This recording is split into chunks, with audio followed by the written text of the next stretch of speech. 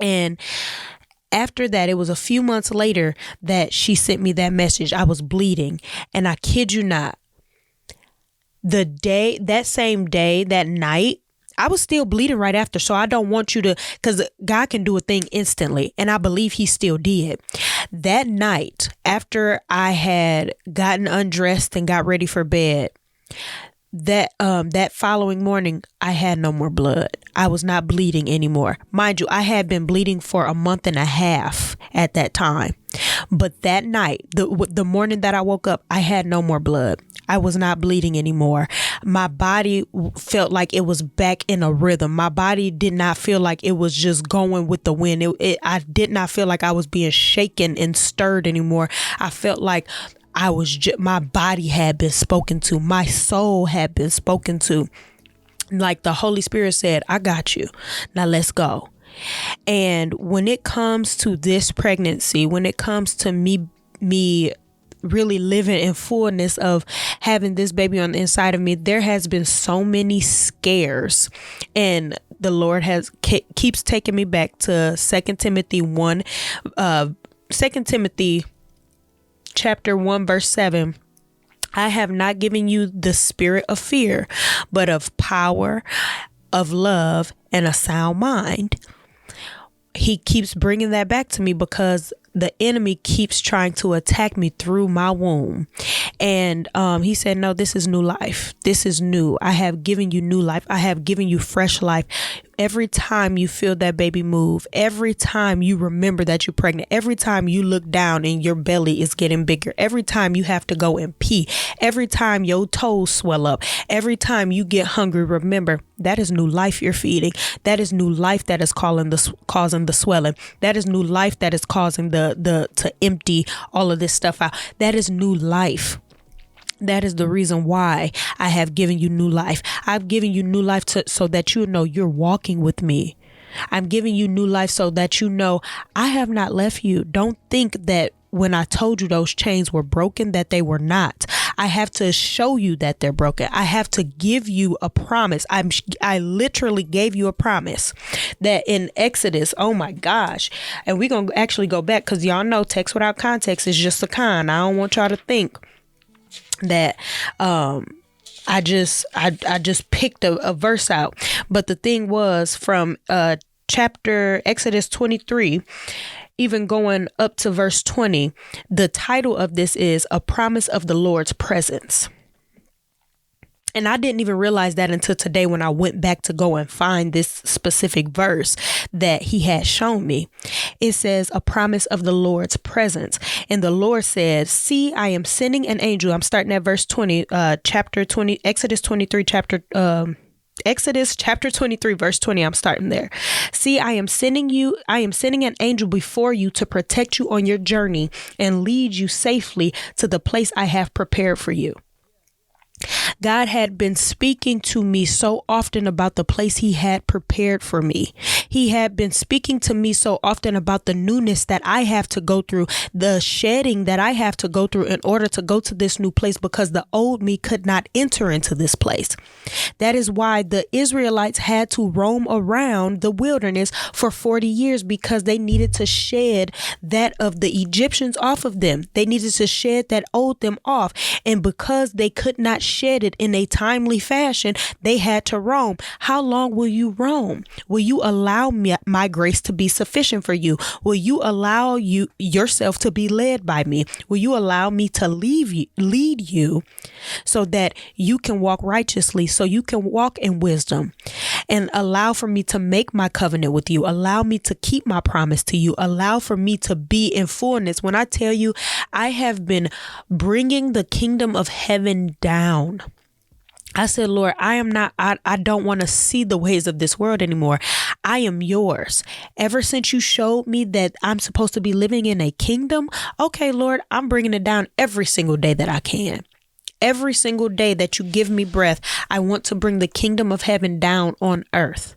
I want to dwell among the kingdom, even though things around me may not be a part of the kingdom. That is how it is. I get to live in the kingdom. I get to live in the palace. I get to live amongst your promise. because I've given you my life, because I said you are my king. Allow for me to be your servant. Allow for me to be the heir to the throne. And in verse 21, it says, pay close attention to him and obey his instructions. Do not rebel against him, for he is my representative and he will not forgive your rebellion. Baby, I said, okay.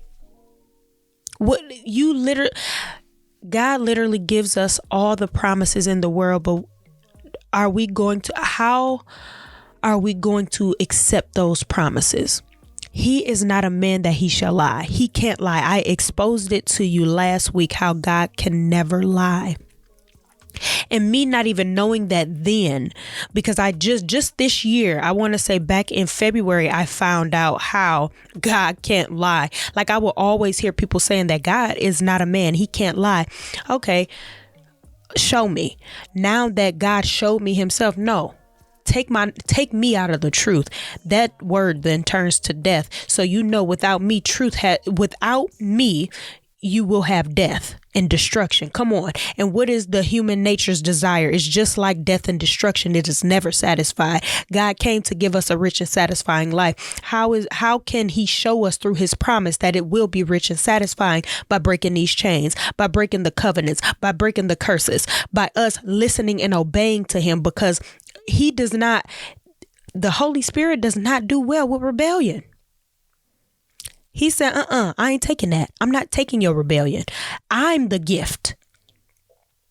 I came to give you a rich and satisfying life. If you don't want it, that's fine. My hands are off.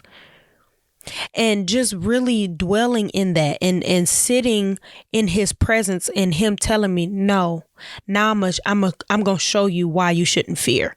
I'm going to show you why the enemy is trying to trick you out of position. He has the exact same schemes every single time since the beginning. Deception, intention. You have the intention for something to happen. And then guess what? His deception, his turmoil comes in. Destruction follows, disruption follows intention. So with your intention, you're like, okay, I want this to be a healthy pregnancy. But then guess what? The enemy comes to try to rob you, steal, kill, and destroy everything that you have going on. No, what is the promise that the Lord has given me?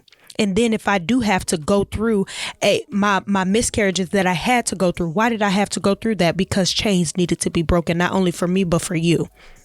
I had to go through that for you, because it's somebody on the other end of this that has either been through a miscarriage, will go through a miscarriage, or don't even want to get pregnant because a doctor or somebody said they cannot have kids, or they're just scared to be a mother. But God said, listen to this. I am sending you an angel before you to protect you on your journey and lead you safely to the place I have prepared for you. Pay close attention to him and obey his instructions. Do not rebel against him, for he is my representative and he will not forgive your rebellion. God is a gracious God, but guess what? You need to obey. I'm going through this to show you how obedience leads to sacrifice, but also leads to righteous living. I'm going through this to show you how chains can be broken off of you. I'm going through this to show you that you are the door that everybody has to come through in order to live that righteous life. If you're not going to do it, nobody will. If you're not going to do it, you're putting the burdens on the next people behind you. Even if you don't have kids, guess what? Your brother will have to go through it. Your sister will have to go through it. Your nieces, your nephews will have to go through it, because this was a chain that you needed to break. Oh, Jesus, I thank you, Holy Spirit. I was reading. I'm sorry. I kicked the camera, but I was reading through Nehemiah today, and I was in chapter 5.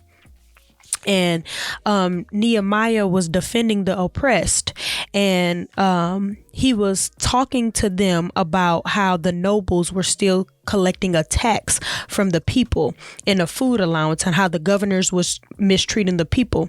And I'm gonna actually go down to verse 18. He said, the provisions I pay for each day include 1 ox, 6 choice sheep or goats, and a large number of poultry. And every 10 days we needed a large supply of all kinds of wine. Yet I refused to claim the governor's food allowance because the people already carried a heavy burden. And in verse 19, this right here can preach itself. Remember, Oh my God, all that I have done for these people, and bless me for it. He said, remember all I have done for these people and bless me for it. He did not take from these people because they already had a heavy burden to carry.